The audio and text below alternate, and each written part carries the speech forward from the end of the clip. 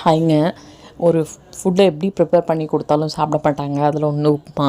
So அதை எப்படியெல்லாம் decorate பண்ணியிருக்கேன்னு பாருங்கள். ஒன்றும் இல்லை, உப்புமா பண்ணிவிட்டு அது கூட வந்து சைட் டிஷ் தான் இங்கே மேட்டர். ஸோ எங்கள் வீட்டில் பொறுத்த வரைக்கும் சட்னி இருந்தாலும் அவ்வளோ சீக்கிரம் இறங்காது. ஸோ அதனால் முட்டை தொக்கு, நல்லா ஒரு சூப்பரான ஸ்பைஸியான முட்டை தொக்கு பண்ணி கொடுத்துட்டேன். ஸோ அதை நல்லா பிள்ளைங்க விரும்பி சாப்பிட்டாங்க. ரொம்பவுமே வந்து அன்றைக்கி நல்லா இருந்துச்சு. நல்லா அந்த கன்சிஸ்டன்சியும் ரெண்டும் மிக்ஸ் மேட்சாக ரொம்ப நல்லா இருந்துச்சு.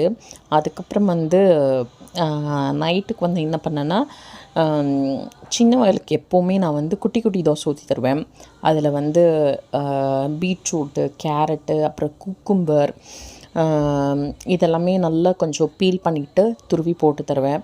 ஸோ பிள்ளைங்க வந்து வெறுமனவே அந்த தோசையை எடுத்துக்கிட்டால் கொஞ்சம் ஹெல்த்தியும் கூட இல்லவா.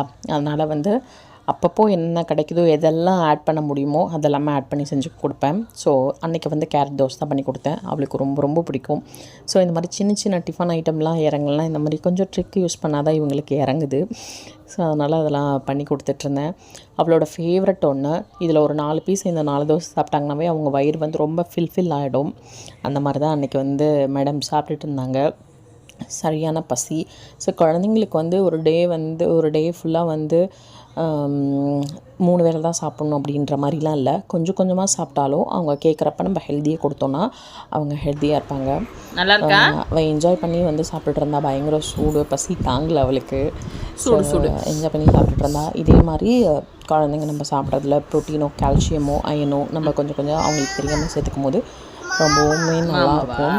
ஸோ சாப்பிட்ற ஃபுட்டு எதுவுமே ஹெல்தி இல்லைன்னு தான் இப்போ தோணுது. முடிஞ்ச அளவுக்கு நம்ம கொஞ்சம் ஹெல்த்தியாக வெஜ்ஜீஸ்லேயோ இல்லைனா வேறு எதுலேயோ நம்ம எடுத்துக்கும் போது உடம்பு இனிமேல் ஆரோக்கியமாக இருக்கும்னு நினைக்கிறேன்.